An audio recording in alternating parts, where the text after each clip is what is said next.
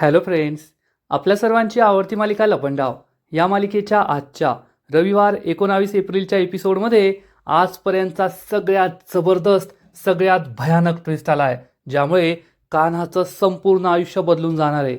मग नेमकं घडलंय तरी काय?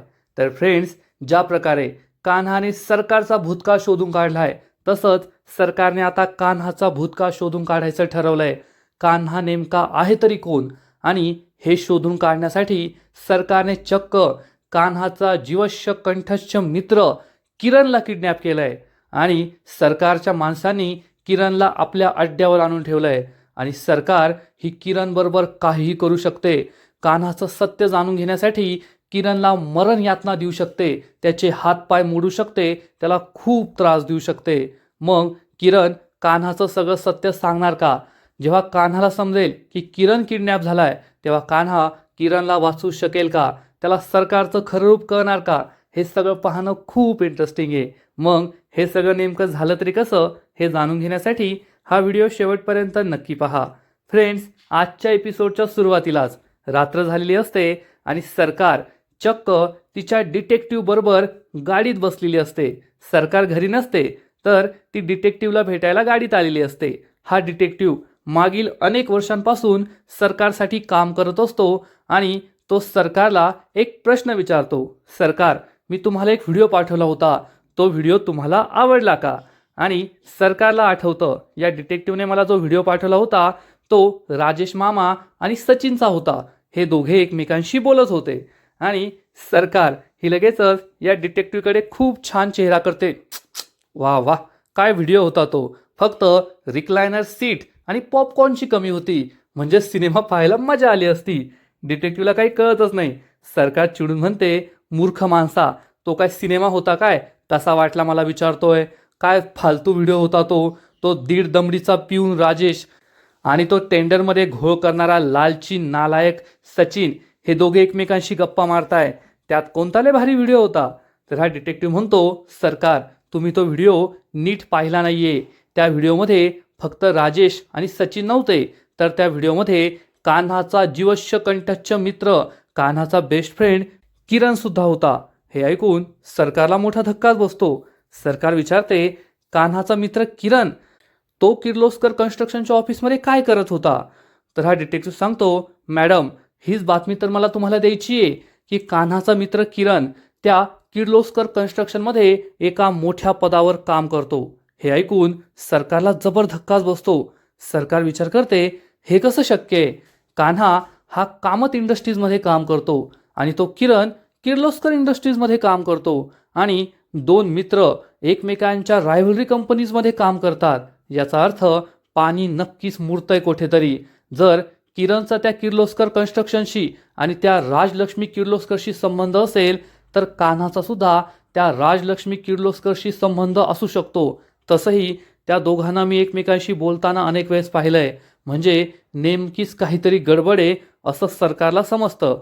म्हणजे आता कान्हाचं सत्य की तो कबीर देवदत्त किर्लोस्कर आहे, हे सरकारपासून जास्त दिवस लपणार नाही असंच दिसतंय. आणि इकडे कान्हा किरणला भेटायलाच आलेला असतो आणि तो किरणला झालेला सगळा प्रकार सांगतो की काल रात्री जे पोलीस आले होते, इन्स्पेक्टर भरत भालेराव, हे सगळं खोटं होतं, ते पोलीस खोटे होते. किरणला जबर धक्काच बसतो. किरण विचारतो, हे कसं शक्य आहे? कान्हा त्याला सगळं सांगतो. काल रात्री जेव्हा तो पोलीस घरी आला, त्याने स्वतःचं ID कार्ड दाखवलं की मी भरत भालेराव आहे, गोरेगाव पूर्व पोलीस स्टेशनमध्ये काम करतो. सखीला शंका आली की पोलीस असं स्वतःचं ID कार्ड स्वतःहून कधीच दाखवत नाही. मग मी माला सगळं सांगितलं, तर मा सुद्धा म्हणाली की पोलिसांनी संध्याकाळी त्या हर्षदाला कशी अटक केली? स्त्रियांना संध्याकाळी 6 नंतर पोलीस अटक करू शकत नाही, त्यामुळे मला शंका आली आणि मग मी स्वतः गोरेगाव पूर्व पोलीस स्टेशनला आज सकाळी गेलो. तेथील इन्स्पेक्टरला मी विचारलं, तर त्याने कन्फर्म केलंय की त्यांच्या पोलीस स्टेशनमध्ये भरत भालेराव नावाचा कोणताही इन्स्पेक्टर काम करत नाही. फक्त गोरेगाव पूर्वमध्येच नाही, तर संपूर्ण मुंबईमध्ये कोठेच भरत भालेराव नावाचा इन्स्पेक्टर काम करत नाही. हे ऐकून किरणला जबर धक्काच बसतो. किरण विचारतो, खोटे पोलीस तुमच्या घरी काय येतील? कान्हा सांगतो, कारण हा सगळा सरकारचा प्लॅन आहे. सरकार अजून जिवंत आहे. किरणच्या पायाखालची जमीनच सरकते आणि तो म्हणतो, मग आता काय करायचं? कान्हा त्याला सांगतो, मा म्हणाली होती की सरकार एवढ्या लवकर मरणार नाही, तिचा अंत एवढ्या लवकर होणार नाही. आणि आत्ता मला ते पटतंय. सरकार जिवंत आहे, दरीत पडून ती मेली नाहीये आणि कोठून तरी बाहेरून ती हे सगळं ऑपरेट करतीये. तिचा मृत्यू झालाय हे आम्हाला कळावं, आम्हाला त्यावर विश्वास बसावा म्हणून तिने हे कट कारस्थान रचलं होतं. पण मला आता तिचं कट कारस्थान समजलंय. किरण म्हणतो, कान्हा जर असं असेल ना तर हीच योग्य वेळ आहे, तू लवकरात लवकर त्या घरातून बाहेर पड. तर कान्हा म्हणतो, नाही किरण, उलट ही वेळ आहे त्या घरात थांबण्याची. कारण सरकार ही एखाद्या जखमी वाघिणीसारखी चिडली आहे. तिचा संपूर्ण कामत कुटुंबावर आणि मुख्यत्वे माझ्यावर राग आहे. कारण मीच तिचं सत्य शोधून काढलंय, सगळ्यांसमोर तिचं सत्य आणलंय. त्यामुळे ती कधीही मोठा वार करू शकते आणि मला त्या घरात राहावं लागेल, नाहीतर कोणाला आपला जीवसुद्धा गमवावा लागू शकतो. त्यामुळे मला त्या घरातच थांबावं लागेल. किरण विचारतो, पण तू सरकारचं सत्य कसं शोधणार? तू कमीत कमी घरातील सगळ्यांना सांगून टाक की सरकार जिवंत आहे. कान्हा म्हणतो, नाही किरण, असं करून नाही चालणार, नाहीतर घरातील सगळे खूप पॅनिक होतील. इतक्या वर्षानंतर सखी मॅडमला त्यांची आई मिळाली आहे. त्या दोघी खूप आनंदी आहेत. सरकार जिवंत आहे हे जर त्यांना समजलं ना तर त्याही टेन्शनमध्ये येतील. मला सिक्रेटली हे सगळं करावं लागेल. कोणालाही न सांगता त्या सरकारला शोधायचं आणि मग सगळ्यांसमोर पुन्हा आणून उभं करायचं. हाच माझा प्लॅन असणार आहे. किरण म्हणतो, ठीक आहे कान्हा, जे करशील ते सावधानतेने कर. कान्हा म्हणतो, हो, कारण सरकार आता आधीपेक्षा डेंजरस झाली आहे आणि मला सगळं शांतपणेच करावं लागेल. कान्हा आपला पुढचा प्लॅन बनवतो आणि इकडे सखी ही काही कपडे घेऊन आपल्या आईच्या, तेजस्विनीच्या म्हणजे सरकारच्या रूममध्ये येते आणि आई आई अशी हाक मारते. पण इकडे सरकार तर डिटेक्टिव्हला भेटायला गेलेली आहे, त्यामुळे ती काही ओ देत नाही. सखी विचार करते, आई कुठे गेली असेल? वरती टेरेसवर असेल का? ठीक आहे, मी तेथे जाऊन पाहते. पण सखीच्या हातामध्ये काही कपडे असतात. सखी विचार करते, आधी हे कपडे मी कपाटात ठेवून देते. सखी कपाट उघडते आणि कपडे या कपाटात ठेवत असते. तेवढ्यात ते साडीखाली काहीतरी असतं, परंतु सखीचं त्याकडे लक्ष जात नाही. आता ही कोणती गोष्ट आहे? हा एक मोबाईल आहे किंवा एखादी डायरी आहे, पण जर हे सखीच्या हाती लागलं तर सखीला सरकारचं सत्य कळू शकतं. पण सखीचं या वस्तूकडे लक्ष जात नाही. फक्त आपल्या प्रेक्षकांना ती वस्तू दाखवली आहे, पण तीही स्पष्ट कळत नाही. सखी हे कपडे ठेवते, कपाट लावून घेते आणि मग आपल्या आईला, तेजस्विनीला शोधायला टेरेसवर जाते. तर इकडे सरकार ही आपल्या डिटेक्टिव्हला विचारते. हे सगळं खूप कन्फ्युजिंग आहे. जर कान्हाचा मित्र किरण तेथे किर्लोस्कर कन्स्ट्रक्शनमध्ये काम करतो, याचा अर्थ कान्हाचा सुद्धा त्या किर्लोस्कर कन्स्ट्रक्शनशी काहीतरी संबंध असायला हवा. तू हे लवकरात लवकर शोधून काढ की कान्हाचा आणि त्या राजलक्ष्मी किर्लोस्करचा काय संबंध आहे आणि किरणचा आणि त्याचा सुद्धा काय संबंध आहे. तर हा डिटेक्टिव्ह म्हणतो, सरकार, ते शोधणं सोपं नाही आहे, कारण कान्हा खूप हुशार आहे, तो काहीच बोलणार नाही. सरकार म्हणते, वा वा वा. सरकार टाळ्या वाजवते आणि म्हणते, अरे तो कान्हा खूप हुशार आहे आणि तू ये ना महामूर्ख एक नंबरचा.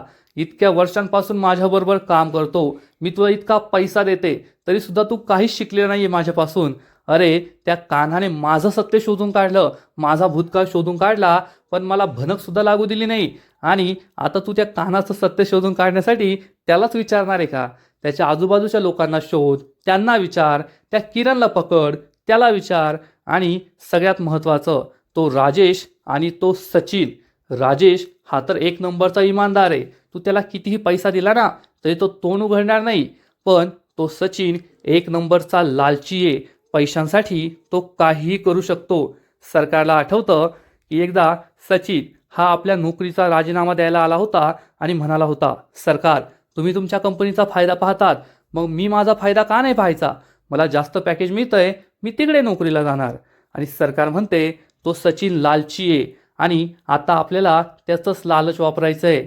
त्याला एखाद्या ठिकाणी एकट्यात गाठ, त्याला पैशांचं लालच दे आणि कान्हाचा त्या किर्लोस्करशी काही संबंध आहे की नाही हे त्याला शोधून काढायला सांग. आणि आता आपल्याला साम दाम दंड भेद हे सगळं वापरायचं आहे. ज्याच्याकडे पैसा, सत्ता असते ना आणि हुशारी असते, तो या जगात काही करू शकतो, काही मिळू शकतो, हे लक्षात ठेव. डिटेक्टिव्हला हे पटतं आणि तो म्हणतो, सरकार, तुमचं काम होऊन जाईल. आता मी त्या कान्हाचं सत्य समोर घेऊनच तुम्हाला भेटायला येईल. सरकार म्हणते, निघ. डिटेक्टिव्ह तेथून निघून जातो. सरकार ही निवांत आपलं डोकं गाडीच्या सीटवर ठेवते आणि कान्हाबद्दलच विचार करत असते.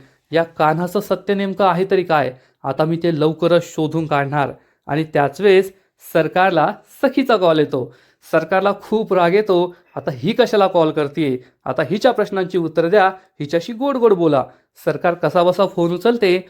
सखी विचारते, आई कुठेस तू? आणि तुम्हाला कॉल करून का नाही सांगितलं? तर सरकार सांगते, सखी बाळा, मी ना मंदिरात आले होते आणि आपल्या घरातील सगळ्यांसाठी प्रार्थना करायला. खरंच इतक्या वर्षानंतर मी मंदिरात आले ना, मला खूप बरं वाटलं. पण 11 वर्षांपासून मी त्या सरकारच्या कालकोठडीत होते. त्यामुळे आता हे जग खूप बदललंय. मला तर भीतीच वाटत होती आणि मी तुला फोन केला नाही कारण मला ह्या नवीन प्रकारचा फोन वापरताच येणार नाही. आमच्या काळात असे फोन नव्हते ना.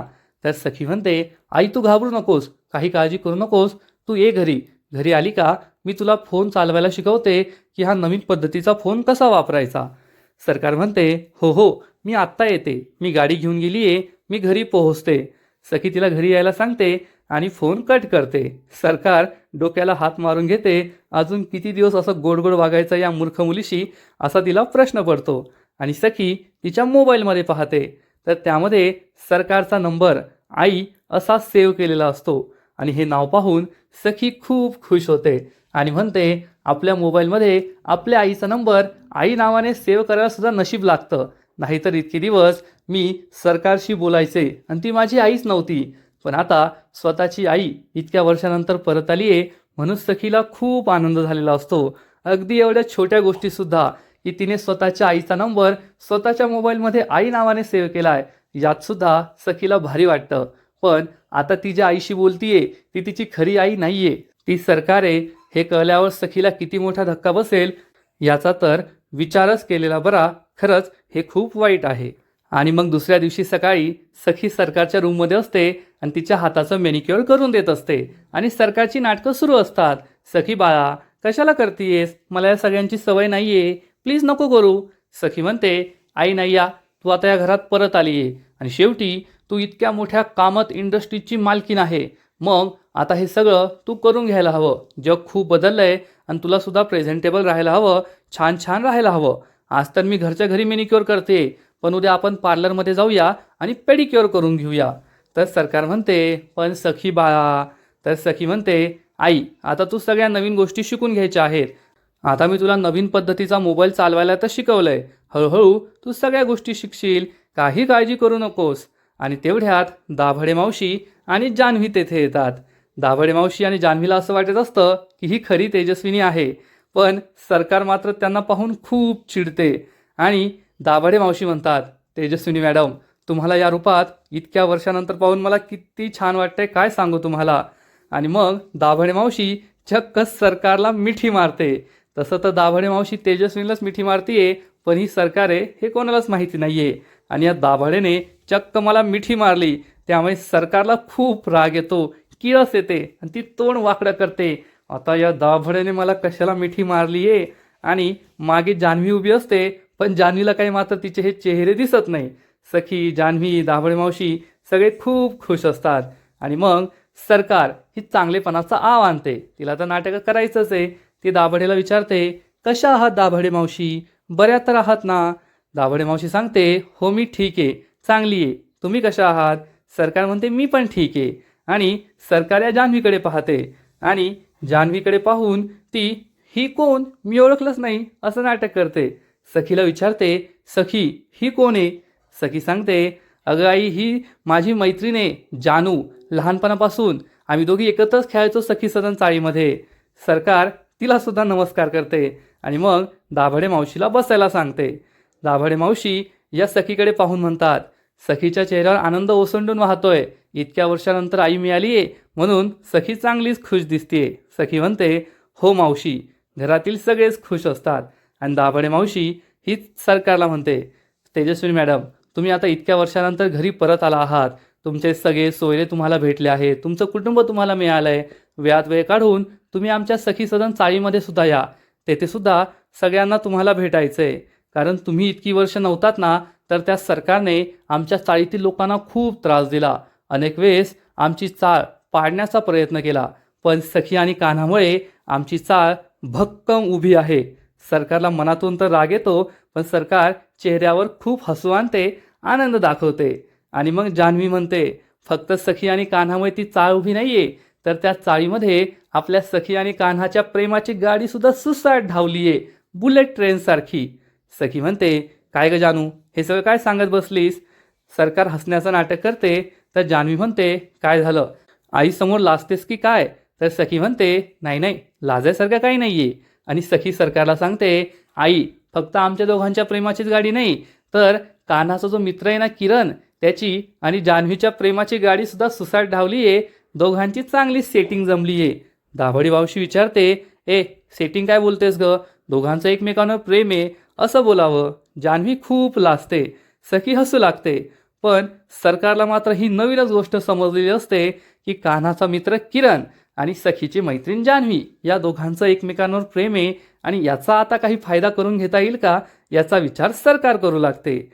आणि दुसरीकडे सरकारच्या प्लॅनप्रमाणे सरकारच्या डिटेक्टिव्हने चक्क सचिनला आपल्या घोळात घेतलेलं असतं. सचिनला लालच देऊन त्याला आपल्या बाजूने वळवून घेतलेलं असतं.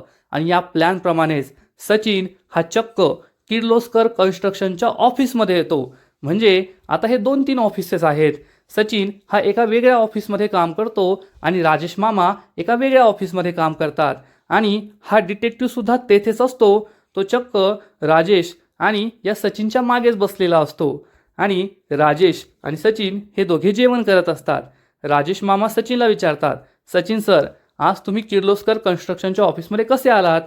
तर सचिन सांगतो, हो मामा, एक फाईल द्यायची होती आणि आता मी इकडे आलोयच, तर हे ऑफिस किती मोठं आहे, येथील कॅन्टीन कशी आहे हे पाहायला थांबलो आणि मग भूकसुद्धा लागली, मग जेवायला बसलो इथे तुमच्याबरोबर, तुम्हाला भेटून घ्यावा असं सुद्धा वाटलं. मामा म्हणतो, हो हो, हे ऑफिससुद्धा खूप मोठं आहे. सचिन म्हणतो, हो ना, मी तेच पाहत होतो, हे ऑफिस किती मोठं आहे, किती लोक येथे काम करतात. आणि मग त्या राजलक्ष्मी किर्लोस्कर मॅडम आहेत, त्याच सगळं ऑफिस सांभाळतात का एकटीने? राजेश मामा सांगतो, हो हो, त्या एकटीने सांभाळतात. आणि त्यांच्याबरोबर किरण सर सुद्धा आहेत ना, ते सुद्धा जबाबदारी सांभाळत असतात. तर हा सचिन म्हणतो, मामा तुम्हाला एक विचारू का, वाईट वाटून देऊ नका, पण आता त्या राजलक्ष्मी मॅडमचं वय झालंय, अचानक त्यांना काही झालं, त्या गेल्या, तर मग एवढा मोठा डोलारा कोण सांभाळणार? एवढ्या कंपनी, एवढे एम्प्लॉईज, एवढं मोठं साम्राज्य हे कोण सांभाळणार? तर राजेश मामा सांगतो, नाही सर, मला माहीत नाही आहे की त्यांच्यानंतर हे कोण सांभाळेल. तर लगेचच हा सचिन म्हणतो, मामा, मला आहे ना फक्त कुतूहल आहे म्हणून मी तुम्हाला विचारतोय. तुम्ही त्या किरण सरांना विचाराल का की जर राजलक्ष्मी मॅडमला काही झालं तर त्यांच्यानंतर हे साम्राज्य कोण सांभाळेल? आणि मग सचिनच म्हणतो, जाऊ द्या मामा, नका विचारू, कारण तुम्ही एक साधे पिऊन आहात. ते किरण सर तुम्हाला तरी कशाला सांगतील? तर राजेश मामा म्हणतो, नाही नाही, मी जरी पिऊन असलो ना तरी किरण सर खूप चांगले आहेत, ते सगळ्यांशी समान पद्धतीनेच वागतात, ते मला सगळं सांगतील, तुम्ही नका काळजी करू, मी त्यांना विचारतो आणि मग तुम्हाला कळवतो. सचिन म्हणतो, हो हो, कळवा मला. राजेश मामा म्हणतो, चला, मला उशीर होतोय. आणि राजेश मामा तेथून निघून जातो. आणि मग हा डिटेक्टिव्ह आणि सचिन दोघे एकमेकांना थम्स अप करतात की आपल्या प्लॅनप्रमाणेच काम झालंय. म्हणजे या सचिनवर एवढे उपकार केले तरी तो काही सुधारलेला नाहीये. आणि इकडे सरकार ही सखी आणि दाभाडे मावशीला विचारते, कोण किरण? किरणला तर मी कधी भेटलेलेच नाहीये, पण जसा आपला कान्हा होतकरू आहे, इमानदार आहे, तसाच किरणसुद्धा असेल असं मला वाटतंय. दाभाडे मावशी सांगते, हो हो, किरणसुद्धा अगदी कान्हासारखाच होतकरू आणि इमानदार आहे, खूप चांगला मुलगा आहे. सखी म्हणते, दाभाडे मावशी, कसं आहे ना, आजकाल आमच्या घरात कान्हाचं खूप कोड कौतुक होत असतं, जावई बापूंचे चांगलेच लाड होत असतात आणि मुलीला सगळे विसरलंच जातंय. हे ऐकून सरकार नाटक करते, काय सखी बाळा, हे काय बोलतेस तू? आणि कान्हा आहेच कौतुक करण्यासारखा, आता कौतुक करण्यासारखा असल्यावर त्याचं कौतुक तर मी करणारच ना. आणि सरकार लगेच यातून एक संधी शोधून काढते आणि दाभाडे मावशीला म्हणते, दाभाडे मावशी, आता कान्हा खरंच खूप चांगला मुलगा आहे आणि त्या मनस्विनीने एकच चांगलं काम केलं आणि ते म्हणजे कान्हा आणि सखीचं लग्न लावून दिलं. कान्हासारखा चांगला मुलगा मी सुद्धा शोधू शकले नसते. मला फक्त याच गोष्टीचं वाईट वाटतं की मला कान्हाबद्दल जास्त माहिती नाहीये. कान्हाचे आई वडील कोण आहेत, कोठे राहतात, याबद्दल मला काहीच माहिती नाहीये. सखी सांगते, आई, कान्हाला आई बाबा नाहीयेत. अनेक वर्षांपूर्वी एका मोठ्या अपघातामध्ये कान्हाचे आईबाबा देवाघरी गेले होते. आणि दाभडे मावशी सांगते, आणि हो, मग कान्हा आमच्या चाळीत राहायला आला. मागील अनेक वर्षांपासून तो आमच्या चाळीतच राहतो. जान्हवी सांगते, आणि हो, तेथेच सखी आणि कान्हाची भेटसुद्धा झाली आणि त्यांची प्रेम कहाणी तेथेच फुलली. सरकार विचार करते, याचा अर्थ कान्हाने आपलं संपूर्ण सत्य लपवून ठेवलंय. त्याच्या भूतकाळाबद्दल, त्याच्या आईबाबांबद्दल कोणालाच काहीच माहिती नाहीये. आणि जर त्याने हे सगळं लपवून ठेवलं असेल, याचा अर्थ नक्कीच पाणी कुठेतरी मुरतंय. त्याला आपला भूतकाळ, आपलं सत्य सगळ्यांसमोर लपवून ठेवायचंय. पण कान्हा, मी हे लवकरच शोधून काढणार. जसा तू माझा भूतकाळ उकरून काढला ना, तसा मी तुझा भूतकाळ उकरून काढणार की तू कोण आहेस, तुझं खरं नाव काय आहे. आणि मग या सरकारचा खरा प्लॅन सुरू होईल, असा विचार सरकार करते. म्हणजे आता कान्हाची काही खैर नाहीये. कान्हा याला तर कळलंय की सरकार जिवंत आहे, पण ती आपल्याच घरात आहे आणि ती माझं सत्य शोधून काढण्याचा प्रयत्न करते. हे कान्हाला अजून समजलं नाहीये. आणि आजचा एपिसोड येथेच संपतो. फ्रेंड्स, लपंडाव या मालिकेचा आजचा एपिसोड खरंच खूप भारी होता, खूप इंटरेस्टिंग होता. आता सरकार जे काही करते ना, ते पाहायला मजा येते. पण सरकारला हे माहीत नाहीये की कान्हाला सुद्धा कळलंय की सरकार जिवंत आहे. आजचा एपिसोड तर भारी होता, पण लपंडाव मालिकेचा पुढील एपिसोड आणखीन भारी असणारे. आजपर्यंतचा सगळ्यात धमाकेदार ट्विस्ट येणारे. मग नेमकं घडणार तरी काय? तर फ्रेंड्स, लपंडाव मालिकेच्या पुढील एपिसोडमध्ये आपण पाहू, सरकार चक्क आपल्या डिटेक्टिव्हला कॉल करेल आणि म्हणेल, आता मला कान्हाचं सत्य लवकरात लवकर जाणून घ्यायचंय. त्यामुळे आत्ताच्या आत्ता त्या किरणला किडनॅप करायचं, त्याला आपल्या अड्ड्यावर घेऊन जायचं आणि मग त्याला कान्हाचं सत्य विचारायचं. डिटेक्टिव्ह हो म्हणणार. आणि मग दुसऱ्या दिवशी सकाळी किरण हा आपल्या फोनवर कोणाशी तरी बोलत असेल. त्याच वेळेस काही गुंड तेथे पोहोचतील. किरणच्या डोक्यावर काळा कपडा घालतील, त्याला इकोमध्ये टाकतील आणि किडनॅप करून घेऊन जातील. म्हणजे कान्हाचा बेस्ट फ्रेंड किरण किडनॅप झालाय आणि किरणकडे कान्हाचे सगळे सिक्रेट्स आहेत हे आपल्याला माहिती आहे. इकडे कान्हा हा किरणला भेटायला निघून जाईल. तो सरकार आणि सखीला सांगेल, मी किरणला भेटायला जातोय. आणि तो निघून गेल्यानंतर सरकार विचार करणार, कान्हा, तू तर आज किरणला भेटायला गेलाय, परंतु किरण तुला काही भेटणार नाहीये. किरण तर माझ्या तावडीत आहे. आणि आपल्या सखीला तेजस्विनीच्या प्रेमाचं भरतं आलेलं असेल. ती चक्क वकिलांना बोलून घेणार आणि वकिलांना म्हणेल, वकील साहेब, आता माझी खरी आई परत आली आहे. त्यामुळे माझ्या नावावर जी प्रॉपर्टी आहे, ती सगळी प्रॉपर्टी मला तेजस्विनीच्या नावावर करायची आहे. म्हणजे ही सगळी प्रॉपर्टी सरकारच्या नावावर होणार. आणि सरकारला तर हेच हवं आहे. म्हणजे सरकारची आता सगळ्याच इच्छा पूर्ण होत आहे, यात शंका नाही. आणि इकडे कान्हा हा किरणला भेटायला ठरलेल्या ठिकाणी येईल आणि तेथे त्याला चक्क एक पॉकेट सापडणार, वॉलेट सापडणार. आणि या वॉलेटमध्ये एक जुना फोटो असणार. हा फोटो पाहून कान्हाला जबर धक्का बसेल. मग कदाचित हे किरणचं वॉलेट असणार आणि हा फोटो किरणच्या वडिलांचा असू शकतो किंवा मग दुसरा कुणीतरी. मग हे काय रहस्य आहे ना, हे पाहणं खूप इंटरेस्टिंग आहे. जेव्हा कान्हाला समजेल की किरण आउट ऑफ रीच झालाय, त्याचा फोन लागत नाहीये, तो किडनॅप झालाय, त्यामुळे कान्हाला जबर धक्का बसणार आहे. कान्हा आणि किरण हे दोघे एकमेकांचे किती जवळचे मित्र आहेत. किरण हा कान्हा आणि राजलक्ष्मीसाठी किती महत्त्वाचा आहे हे आपल्या सगळ्यांना माहिती आहे. आणि जर किरण पकडला गेला तर कान्हाचं सगळं पितळ उघडं पडणार. आणि सरकार ही किती निर्दयी आहे. किरणकडून सगळं सत्य जाणून घेण्यासाठी ती किरणचे हाल करू शकते, त्याला मरण यातना देऊ शकते. तिने जेव्हा संजयला पकडलं होतं तेव्हा सरकारने चक्क संजयचा पायच मोडला होता, हे आपल्या सगळ्यांना माहिती आहे. मग ती किरण बरोबर तर असं काही करणार नाही ना, किरणचे हातपाय तर मोडणार नाही ना, किरणला काही त्रास देणार नाही ना. हे पाहणं खूप इंटरेस्टिंग आहे. तर फ्रेंड्स, तुम्हाला काय वाटतं, किरण कान्हाचं सगळं सत्य सरकारला सांगणार का, की मग आपला कान्हा हिरोसारखी एंट्री घेणार आणि सरकारच्या गुंडांची धुलाई करून किरणला वाचवणार? हे सगळं पाहण्याला मजा येईल. तर तुम्हाला सुद्धा लपंडाव ही मालिका आवडते का? नक्कीच कमेंट करून सांगा. आणि लपंडाव मालिकेचे असेच नवीन नवीन एपिसोड, नवीन नवीन अपडेट सर्वात आधी पाहण्यासाठी व्हिडिओला लाईक करा, शेअर करा, चॅनलला सबस्क्राईब करून बेल आयकॉनवर क्लिक करा. म्हणजे या मालिकेचे नवीन नवीन एपिसोड तुम्हाला सर्वात आधी पाहायला मिळतील. खूप खूप खूप धन्यवाद.